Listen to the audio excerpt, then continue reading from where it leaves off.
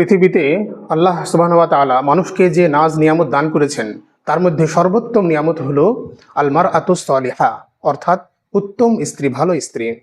এখন ভালো স্ত্রী যদি কারো ভাগ্যে না জোটে, ভাগ্যে যদি কারো না থাকে, তাহলে পৃথিবীতে তার কোনো শান্তি, সুখ, কোনো কিছুই সে পায় না। পৃথিবীটা তার একটি জাহান্নামের একটি অংশে পরিণত হয় তার জীবনটি। এই জন্য আল্লাহ রাব্বুল আলামিন একটি দোয়া আমাদেরকে শিখিয়ে দিয়েছেন। সেই দোয়াটি যদি পাঠ করা হয় তাহলে ভালো স্ত্রী এবং ভালো সন্তান লাভ করা যায়। সূরা নম্বর 25 আয়াত নম্বর 74। দোয়াটি হচ্ছে রব্বানা হাবলানা মিন আজওয়াজিনা ওয়া যুররিয়াতিনা কুররাতা আয়ুনিন ওয়াজআলনা লিল মুত্তাকিনা ইমামা।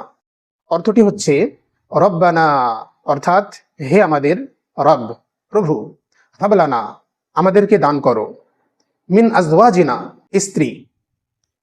স্বামী যদি দোয়াটি করে তাহলে স্ত্রী বোঝাবে, আর যদি স্ত্রী দোয়া করে তাহলে স্বামী বোঝাবে। রব্বানা হাবলানা মিন আজওয়াজিনা আমাদেরকে জীবন সঙ্গী দান করো, স্পাউস দান করো। ওয়া যুররিয়াতিনা এবং সন্তান সন্ততি দান করো। কুররাতা আয়ুনিন যাদেরকে দেখে আমাদের চক্ষু শীতল হবে।